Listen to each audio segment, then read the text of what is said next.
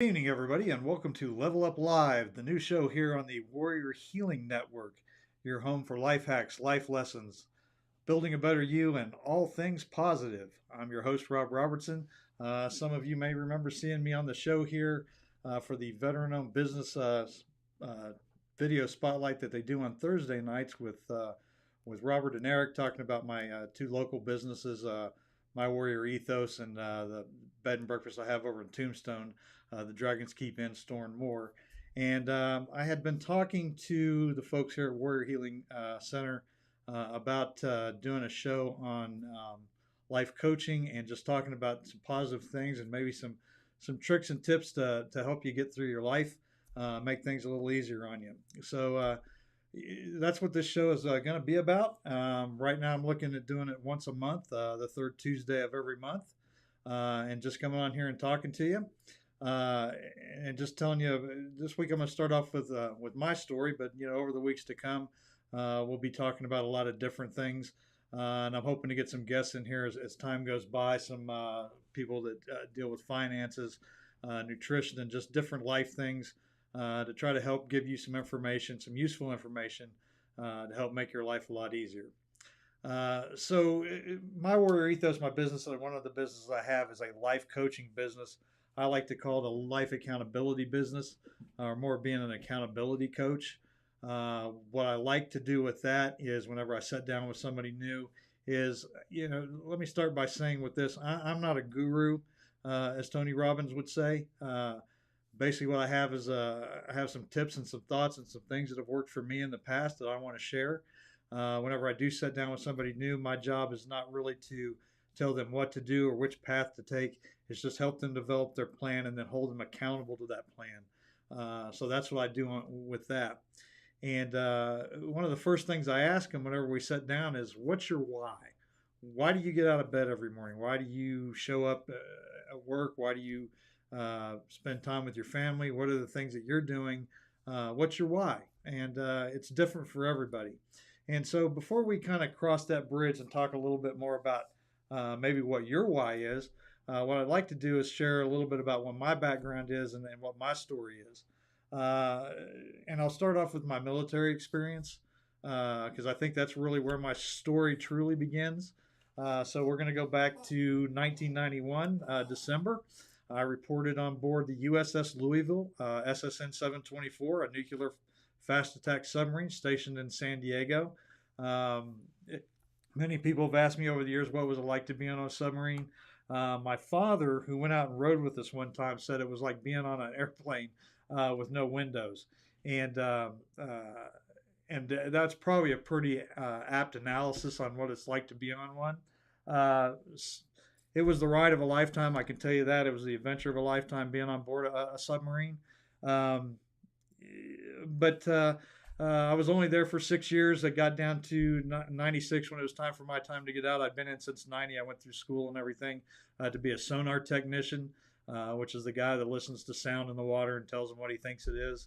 For those of you out there that have ever watched the Hunt for Red October, I was Jonesy. That's what I did for the time that I was on board. That was my job while I was in the Navy. While I was there, an interesting thing happened. I managed to get hurt, managed to break my back in a couple of different places. And this would be a big problem later on down the line, but we're not that far into my story yet. Uh, but it would be a huge problem and kind of part of what led me to be where I'm at now as far as being a life coach and try to work with other people. And I'll explain a little bit more on that in a minute. But just to back up for a second, I was born in Wichita, Kansas, on McConnell Air Force Base. My dad was in the Air Force. He was deployed to Thailand, I think, at the time when I was born. And over the years, we moved around when I was a kid a lot. I lived in California, Ohio, Texas, Kansas. Again, that's where I was born. That's probably where I spent most of my time. And then eventually I would work my way into West Virginia before I would go into the service and spend a few years there. West Virginia would be my home of record. And overall, I spent about 25 years there total. Still kind of consider it home in many ways. miss it sometimes, but I love Arizona. Love being in Arizona. Love being in Sierra Vista and the Tombstone area. Obviously, I have two businesses here. I have a great company that I work for here in Barnett's Towing and Propane, and a lot of friends and family here. So I definitely love being in Arizona. And the great thing for me about this area is, and I know a lot of people bring this up and they say, well, there's not a lot to do here. I disagree. I'm never home on the weekends. I'm always gone. There's always something to see and do. You just got to have the energy to go out there and do it. And the great thing is you can drive just about any direction and get any kind of terrain you want. But yeah, I do love being here in Arizona. After I got out of the service in '96, I ended up taking a job with a security company, Security America, in Charleston, West Virginia. I went back to West Virginia when I got out. I ended up taking over as head of security for a chemical plant there called Flexus. And it was actually in Nitro, which is kind of a surrounding city or surrounding town of Charleston there. And was there for a very long time. Enjoyed the time that I spent there at Flexus. It was a great experience. I was there till 2005 when it shut down. And then after that, I kind of became a bit of a vagabond. I worked a bit for the U.S. Postal Service for juvenile corrections. Worked first job when I got here was at a juvenile treatment facility. Worked for Sierra Vista Public Schools for a while. But as I stated, what happened was my back started to bother me again in 2010, and it got to be very bad, and to the point that couldn't do very much. Became very sedentary. Because of that fact, I ended up becoming very depressed over it. And you have to understand how I got to that point was because all those years before that, even before I went in the service, I worked 3 jobs, was involved in martial arts for a number of years, from 1981 up through to 2008, 2010 timeframe when my back really started to bother me again.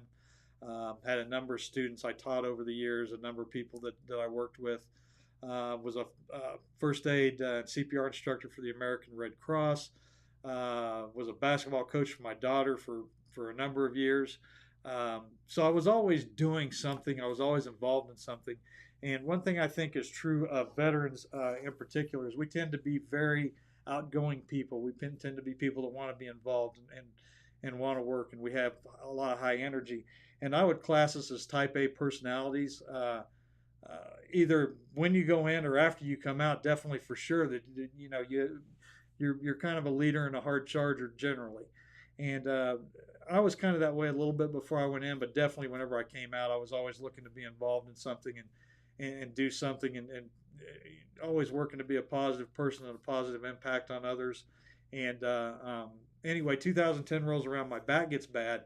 And next thing I know, I kind of find myself, definitely wasn't bedridden, but I was definitely chair ridden for sure.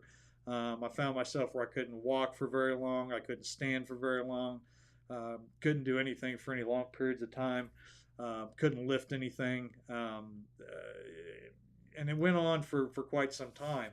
From about 2010 till roughly about 2018, when I finally got with the right physical therapists who were able to get me back on track with my physical well-being. And one thing I will say about this, and I talk about this with my life coaching business, is if you feel like crap, you're going to perform like crap. So that was what was really hurting me, was how bad my health had gotten with the injuries I had sustained while I was in.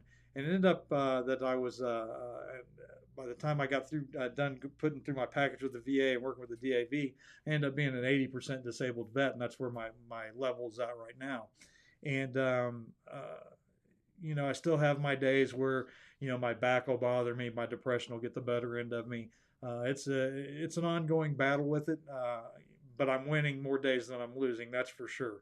And so anyway, 2018, I finally get with the right physical therapists who kind of get me back on track physically. And I end up getting a membership to Planet Fitness, and I definitely got my health, kind of lined back out again with a lot of hard work. Don't mistake that for a second. You're not going to do it. It's not going to be easy, and sometimes it's not going to be fun. Sometimes you just got to suck it up and deal with it. But it was a lot of hard work getting my health straightened back out and getting myself kind of back on the straight and narrow. And then some other things happened along that time. I ended up being I was for a short period of time. I was a volunteer with Sierra Vista PD, and was doing that fairly steady. And then, of course, during the COVID thing, I ended up they ended up shutting us down for a little bit. They didn't want us coming to the station, I guess, for fear of getting the regular officers sick. And so while I was off on one of those little hiatuses from them, I started working on my master's degree. And I'm working on my last class right now, my master's degree. This was 2 years ago when I started working on my last class on my master's degree. And I'll finish it up sometime in December or January. And then I've already started talking to another college about beginning to work on a doctorate. But just it's just been a lot of work, and you just got to be willing to stick with it and put the time in, and you just got to be willing to be as positive as you can be and punch on through. I have a lot of outside activities. Again, this is one thing that's helped me make myself better. This got me on, again, like I said, kind of on the straight and narrow, as I like to call it. In my spare time, I'm a huge Star Trek fan. Huge Star Trek fan. Anytime we're on here and you got a question about Star Trek, throw it up there. I'll go out of my way to answer it. And I love it in all of its iterations, although I could probably take or leave Discovery, but the rest of it, there isn't too much with Star Trek I don't like. I do cosplay. Yep, I dress up like Captain Kirk. I'm proud to admit that. I set up at Comic Cons from time to time. My wife and I, in particular my wife, she deserves a medal. She's been a real trooper at the Comic Cons whenever we went out to do those. Let me see if I can get this mouse over here to work. This is a great comment from Tim Kirk. That's funny that it's Kirk. Anyway, he wants to know if I believe in the no-win scenario. No, I do not believe in the no-win scenario. Kirk kind of proved that to be not true. So, is it moral to cheat to win the Kobayashi Maru? Well, they set the parameters for it, so Spock did, according to the J.J. Abrams thing. So they kind of set it up to be a no-win. So why can't you cheat to win? I mean, I guess that's the real question, isn't it? Great question though, Tim. I really like both of those. That's funny. But the Kobayashi Maru is definitely a test of character. I mean, you can't get around it. I know I'm kind of getting off on a tangent here, but the Kobayashi Maru is definitely a test of character. How do we face things that when things aren't going quite as well as what we'd like them to go, and we look at that in our everyday lives. I'm kind of going through that at my day job right now. It seems like everything that that I'm dealing with there, and it's very challenging every day. And it just seems like some days there are no ways to win, and I'm trying to figure my way. How do I get us back on track, and how do I get us back into the win column where we need to be? And so as Tim says, excuse me, change the conditions of the test. Oh, you're killing me, buddy. So that keeps coming up right in my face. Sorry about that, guys. That was what Kirk did. For those of you that may not know, is Kirk, the Kobayashi Maru, just so to take a step back here, since Tim's asking all these questions, was a test in Starfleet where basically the conditions of the test did not allow you to win. So you were one starship against 3 Klingon starships, and the odds of you surviving it were not good. And so Kirk had broken into the computers and reprogrammed him so he would have the opportunity to win. And so I think sometimes we have to, in all seriousness, I think we do have to look at the situation and figure out, how do I change the conditions that I'm in right now? How do I make this situation that I'm in better? And that's always the big question. Anytime you're in a position where things aren't exactly going your way, you got to look at, how can I change the parameters? You've heard it said before, think outside the box. If you keep if you keep doing what you've always done, you'll get what you've always got. And that's kind of where I found myself with what was going on with my health back in 2018. And I was very distressed when the VA wanted to send me back to physical therapy again because I didn't think it would work.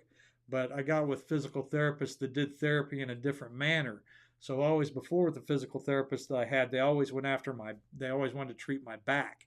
And with the physical therapist I got this time around, what their theory was just to strengthen my stomach. So we basically took all that pressure that was on my back and kind of transferred it to the front part of my body, and it made it easier for me to function. Gave my back kind of a minute to catch up, and because of that, now I have a lot more good days than bad days. That's for sure.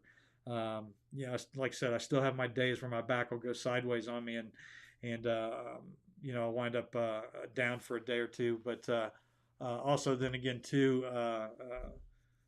My recovery time is a lot faster. So it used to be I would have a recovery time of sometimes a week, sometimes a month, sometimes longer.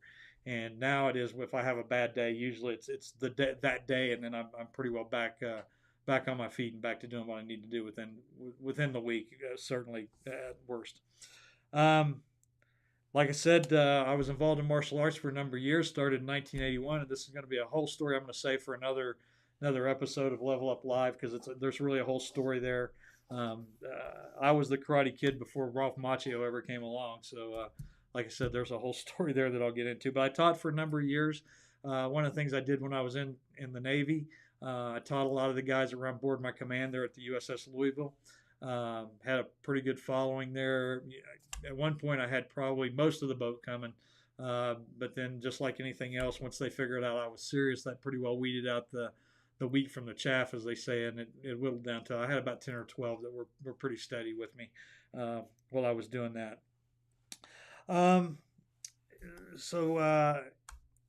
Anyway, that's kind of my backstory of how I ended up kind of being and where I'm at living today, and why I'm doing things. Like I said, a whole lot of it was just me getting my health back online. But most people that get involved in life coaching or whatnot, I think they want to give out way too much advice. And I think that's a very dangerous path to take. Because what works for me may not necessarily work for you. I have a path that works for me.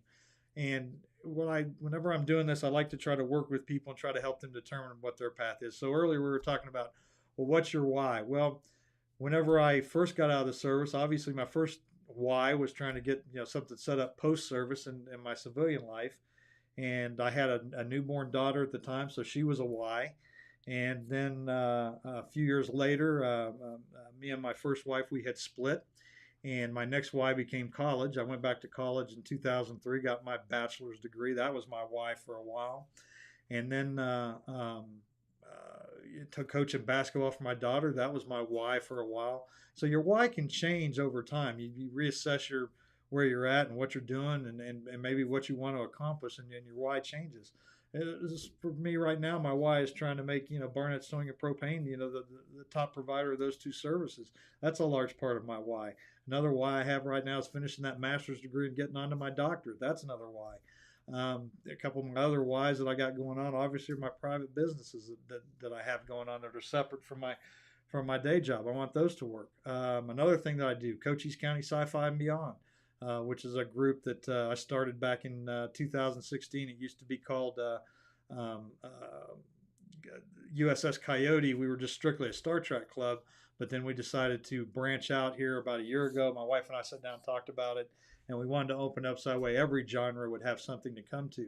So we opened that up and changed the name, and now we kind of try to do it more as a cultural type thing with the different genres of sci-fi, fantasy, horror, whatever you want to bring into it, space operas, just anything. We got Game of Thrones fans, we got Supernatural fans that are part of the club.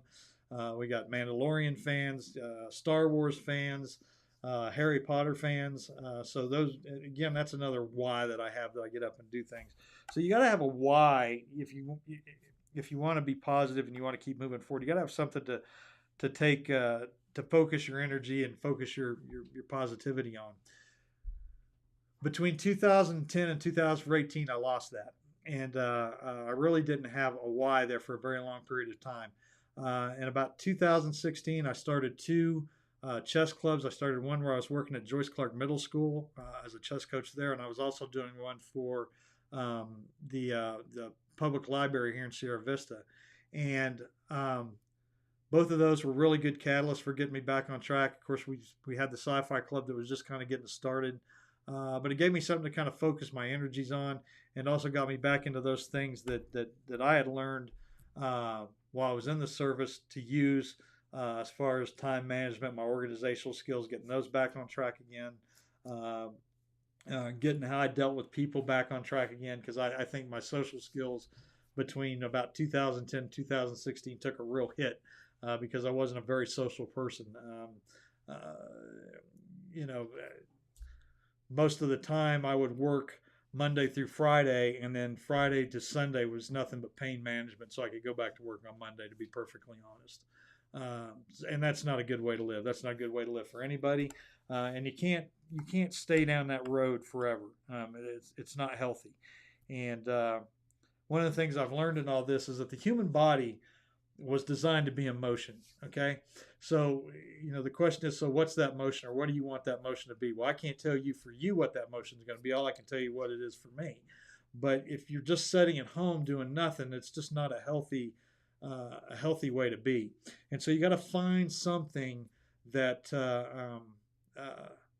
that keeps you motivated, that keeps you going, that gets you out of bed every day, that allows you to be moving forward and being a positive person, being positive not for yourself, but positive for those people around you and positive for your community, because we all got to rely on each other, right? If I just do things where it's just me and all I'm worried about is me, that's not going to work out too well. So you got to find something that's for you that keeps it going. And I'm going to tell you, between probably 2018 and 2020, those were some pretty rough times for me. Kind of getting lined back out, and I had to have some very uncomfortable conversations with myself about what I wanted my life to be and which direction I wanted it to go going forward. And I just made a conscious decision that I'm not going to go out of this life like this. This is not right. I don't want to become one of the 22. I don't want to be a statistic. And I have way too much under the hood to offer in order to just sit at home and do nothing. And so I kind of got myself remotivated again. I retasked what I wanted to do and got myself back on track. And again, like I said, it was just a conscious decision to live a better life. I just could not continue to be that way. And has it been easy? No, it certainly has not. It's been a struggle every step of the way. I'll be perfectly honest with you. And God bless my wife for putting up with me sometimes, because I'm not an easy person to get along with, and she's put up through a lot through this. When we first got married was in 2008, and it was a couple years later that my health kind of went sideways, and so she's kind of put up with this almost the whole time we've been together. So God bless her, for what she's put up with me. Has it been worth it though? Has all the work I've put into it been worth it? Absolutely. I like where I'm at. And I don't compare myself to other people. I don't go, well, I want to be like this person or I want to be like that person. Even in my life coaching, I don't get up and say, well, I wish I could be Tony Robbins today, because that just wouldn't be me and wouldn't be how I like to approach things. I do a lot of different things, a lot of oddball things with my life coaching and trying to open up conversations with people, because a whole lot of that with life coaching is you're just trying to get people to talk to you, mostly so they can hear themselves. I believe most of us kind of know the answers to our problems. It's just being able to get that person to speak up and say what's on their mind, so that way sometimes they can hear what they have to say. Sometimes the person in a conversation that needs to hear what you're saying the most is just yourself. And so I use all kinds of different things. I've used for a number of years, and I didn't really realize I was doing. I used the martial arts. That's how I would get people to talk to me and engage with me. Another thing I use is chess. I love to play the game of chess. Um, and I found even with the kids, whenever I was working with them, I would be surprised at some of the things they were willing to share with me whenever we were playing a game of chess, and we'd have great conversations about things that were going on in the world. And I found out in doing this just how smart some of these kids were from 8 to 18. They're really engaged sometimes, a lot more than what we think they are. But chess is one way. Another way, and y'all are going to think this is weird, I'll use tarot cards. I love reading tarot cards. I've found that people talk to me and tell me their story over a deck of tarot cards. And, and I've been able to help people actually with using those and tell them things, get them to look at their life in an entirely different way that they never thought of before. So there's all kinds of different ways that I've found that I've been able to help people. As I mentioned earlier, I go to Planet Fitness anywhere from 3 to 5 days a week. Is it fun all the time? Absolutely, again, not. There are nights I really, really don't want to be in there, but it's worth all the work that I put into it. And some nights that I'm in there, it's just straight up work. One thing I do like about it, though, is whenever I do go to PF, is that I can put my headphones on, turn my music on, and it gives my brain kind of an hour to reset from whatever's been going on through the day. Each rep, each set that I do, it just makes me, I know I'm going to end up feeling better. There's nights I go in there and as a matter of fact, there was a night last week, I'll tell you to be honest, I think it was a week ago Monday. I went over to Planet Fitness to get my workout in, and to be honest with you, I felt kind of garbagey. And I thought, man, I must be coming down with something. I'm really struggling here. The whole day had just been kind of crappy. But I went ahead and I sucked it up, and I went over there and got into the gym. And by the time I got my hour in, I left. I was fine after that. I was perfectly fine. Body was back in charge. Head was clear. I was ready to rock and roll. And so I just, I got almost 200 songs now on my playlist for it's called Gym Motivation. And I just put my music on and gives me a minute to clear my head and kind of get my body moving. And like I said, the body wants to move. It wants to push forward. And when you give it that opportunity, you'll be surprised what it can do and how how quickly it can kind of help itself heal. Again, like I said, if I truly believe if you feel like crap, you're going to perform like crap. And I'd say probably a week ago Monday, I was probably pretty well performing like crap, just based on the way that I felt. And doing that and getting myself kind of lined back out again physically has been a lot of my motivation over the last few years. Like I said, I just didn't want to be one of those. And I realize some people, because of their physical capabilities, it's going to be as good as it's going to get. I get that. For me, I just wasn't willing to accept that for myself. Everybody's got to, decide what's going to be best for them physically. I absolutely recommend some kind of physical activity to keep yourself moving. That could be something as simple as walking. Many people have asked me, said, well, how did you get to the point where you are right now, where you're in the gym all the time? And I started out small, right, very small. I had resistance bands that I bought from Amazon, and I started out with resistance bands. And I don't do free weights over there because I'm too afraid that I would lose control of it and maybe injure my back or something like that. Everything I do is on the machine, so that way it's controlled work. It's not a free weight, and I don't have to be have to worry about losing control of a weight and it jerking my back the wrong direction. So that's just what I do. But again, I can't tell you what's going to be best for you. And I always recommend if you're going to go do a physical therapy plan, or you got some new physical program or regime you've read about and you want to try and you want to use, I highly recommend you go see a doctor first before you jump into the pond to make sure it's going to be okay, and talk it over with them, because you don't want to make something worse by trying to make it better. And people often ask me, how do you get to that point where you do that? How do you get to that point wherever you're doing things? And I will say, yeah, you start small, but at the same time, you have to be willing to take action. And sometimes it's going to be massive action. And so what do I mean by massive action? Well, in my case, what got me back in track was I went to the right doctor who sent me to the right physical therapist who gave me the confidence to go to back to a gym so I could get myself back on track again. And it doesn't matter, what it is, whatever you're going to do.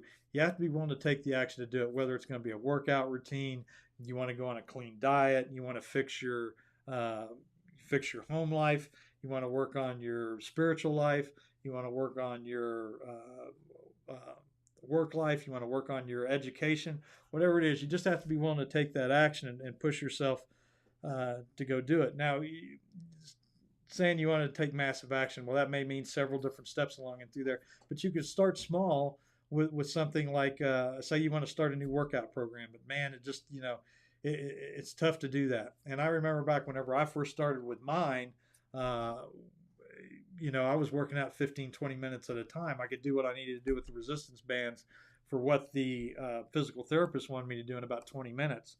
And so, it's the same thing with anybody out there. Start small. Maybe you're just walking 10 minutes today. Then tomorrow you do 12. And the day after you do 15. I remember whenever I first got back on the treadmill there at Planet Fitness, for me, I was I'd do like a 16-minute mile, which is practically an eternity. The other night I did it in 11:40. So, I mean, it's been a lot of work to get it down that much, but it can be done, and you just have to be willing to do it. And and all this stuff is stuff that is stuff that can be measurable. You decide where you are, where you want to be, and you can set yourself goals along and through there. So, for me, whenever I first started doing it, it was my thinking on it was, well, I'll get the mileage done that I want to do. So I figured out I could get the mileage done that I wanted to do. That wasn't a problem. I got there, and I was like, well, I want to knock at least a minute off. So I knocked a minute off, and then I wanted to knock 2 minutes off, and so on and so forth. And now I'm just trying to get it back up underneath the. I saw that for my age group, it's run the mile and a half, I think, in 16 minutes and some odd seconds. Now, the odds are me getting there are probably not good. I'll be honest with you, because where I'm at on the treadmill, I'm starting to top out my age and everything. But your reach should exceed your grasp, and I go in there every day. Every day's a new challenge in the gym. I just go in there doing what I think I can do, and I still feel pretty good about where I'm at with that. It doesn't matter what you talk about. If you're going to do any of this stuff, it all starts with a decision. Decision to be better. That's where it's all got to start. To be better than the day before, not just be better than somebody else. You don't have to be in competition with anybody else. I don't care what the guy on the machine next to me is, what he's pumping. I could give a care less. I'm only in there for me. That's who I'm there for, and that's really kind of a selfish statement, I guess, because I'm in there basically for my family, because I want to be here on this planet for as long as I humanly can be. I've got 2 beautiful grandchildren that are just my absolute world, and I want to be here for them as long as I possibly can be. And so that's another one of my whys. But the whole thing of it is just to be better for yourself. That's the whole thing right there. Just be better for yourself. And once you decide to take that action on, take it head on. Okay, it's all about you at that point. Don't be afraid of it. Be consistent. I like to say be consistent, be persistent, but above all, be resilient, because you're going to have bad days in there. And I'm not just talking about the gym. Even if you decide that the thing you want to correct and fix is your educational program, you're going to have bad days. There just isn't any 6 ways around it. But don't give up on those days. Those are the days you really got to press forward, and you got to kind of put your chin strap on and push forward a little bit harder. Or as Jocko Willink likes to say, some of you may know Jocko from his Jocko podcast. You may know him from the book Extreme Ownership. I don't recommend a lot of self-help books, but I will recommend Extreme Ownership. If you get time, please sit down and take a look at that. Definitely worth a read. But I will tell you, not every day will be easy, but it will eventually be worth it. And that's what you have to keep in the back of your mind. The biggest thing, I think, in talking to people, bear with me, I have to kind of keep up with my notes here, is that you have to be willing to fail. Okay, I didn't say plan to fail. I said you have to be willing to fail, and because look at it like this, I know everybody out there has heard the story of the baseball player, right?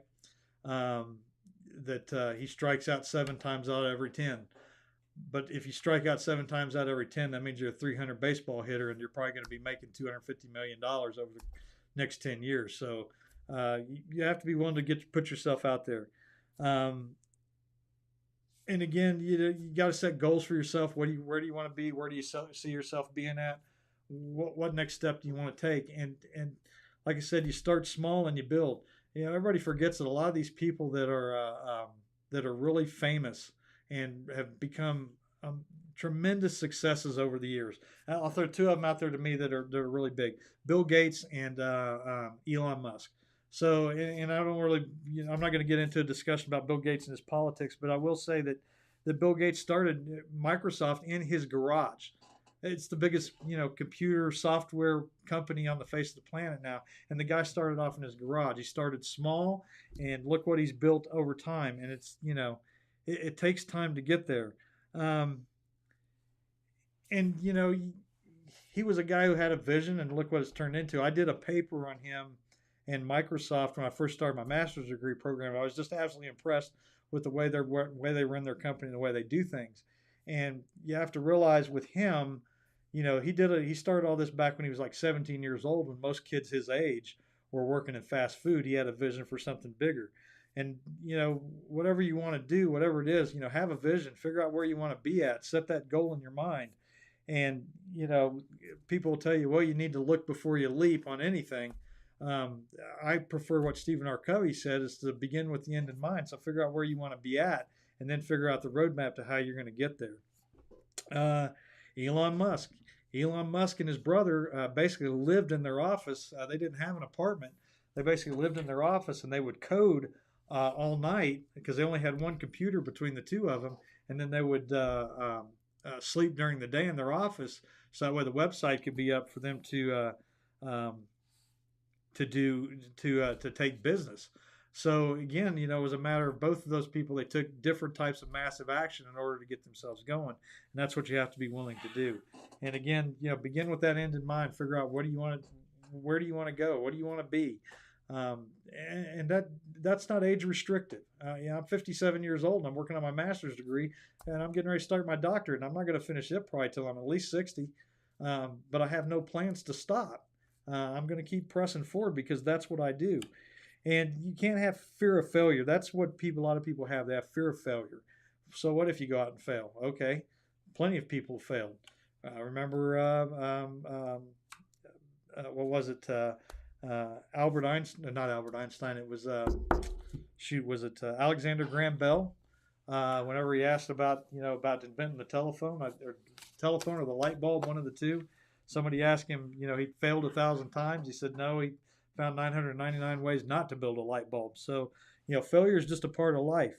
But I can promise you that if you don't get out there and you don't get things straightened out and you don't get on the right path to doing the right things, the regret you're going to feel is going to be far worse than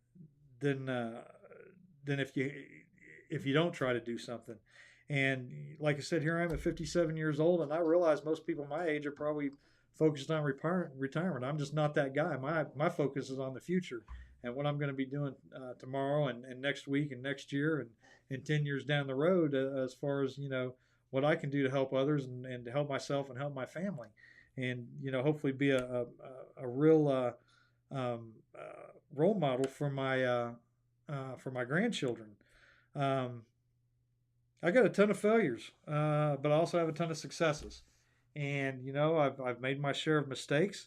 I like to say that when it comes right down to it, there's a saying that I have that I have to do an introduction in each one of my master's degree classes. It was the first thing I've had to do in each one of them. And this is what I wrote in one of them. I said, I have been homeless and hero, warrior and poet, victor and vanquished, and lived long enough to be the villain in somebody's story. Have I figured anything out yet? I'm still trying to figure it out. Have I learned anything along the way? And so that's what I want to keep doing is just trying to make myself a better Rob than Rob was yesterday. And so you have to be consistent, persistent, and resilient in order to do those things. Okay, trying to go back through my notes here and make sure I haven't missed anything that I wanted to talk about today. Kind of bent you guys' ear quite a bit.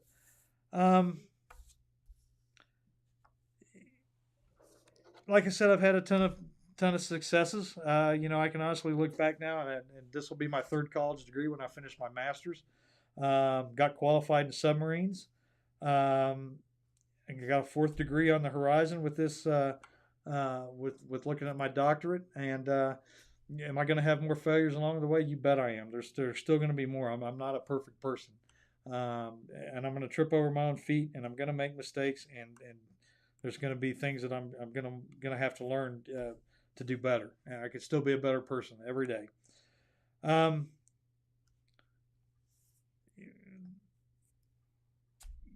So those are just, going forward in the coming months. I hope to be able to talk about some of these things. I'll be a little bit more focused, I think.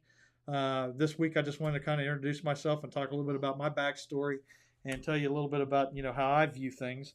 And I'm sure there's people out there that are going to disagree with me. I have no problem with that. I'm not, like I said, I'm not a perfect person. I don't have all the answers. I know what's worked for me. I can tell you about that. I can't tell you what's going to work for you. But I can tell you what's worked for me.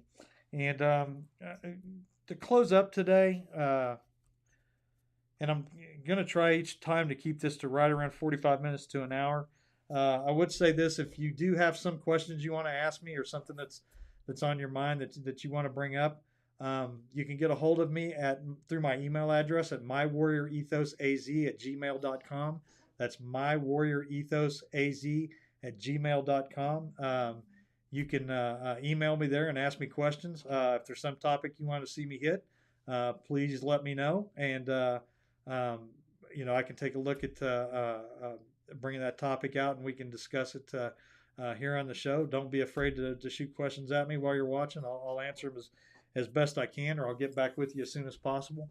But I'm going to leave you with some words from an inspirational speech I have that's always kind of struck with me. And it comes from our 26th president, Teddy Roosevelt. Teddy was a very outgoing man. He's still my favorite president to this day, mostly because I think that he saw what the United States could be. I don't think he saw us for what we were at the time. I think he saw what we could be going forward. And I think that's what you have to be able to do with yourself every day. And many of you, if you hear this, you've probably heard this very same speech that he gave before. It's called The Man in the Arena. And it goes, "It is not the critic who counts, not the one who points out how the strong man stumbled or how the doer of deeds might have done them better. The credit belongs to the man who is actually in the arena, whose face is marred with sweat and dust and blood, who strives valiantly, who errs and comes short again and again, who knows the great enthusiasms, the great devotions, and spends himself in a worthy cause, who if he wins knows the triumph of high achievement, and who if he fails at least fails while daring greatly, so that his place shall never be with those cold and timid souls who know neither victory nor defeat." And every time I get a little depressed or something's bothering me, I pull that out and I read it because it reminds me that as long as I'm trying, as long as I'm doing the best that I possibly can, as long as I'm giving my best effort, only good things can come out of it. And I hope that that's what you'll take from this as we go forward. As long as you're giving your best effort and you're looking to be a better person, and you're pushing, and you're just trying to do the best that you can, and you're looking for that next thing that's gonna entice your imagination to be a better person. That's if that's all you get out of this, so be it. So that'll be it for this time. I'll see you guys again in a month, which I think I looked. Let me see if I can look here real quick on my phone. Just bear with me, and I'll see if I can figure out when that next one's going to be. I want to say it's November 15th is when I'll be on again. So hold on here. November 1st, 8th. Yes, November 15th is when I'll be on again. I'll have some different content. Hopefully I'll be a lot more focused. Hope I haven't been too far all over the map today.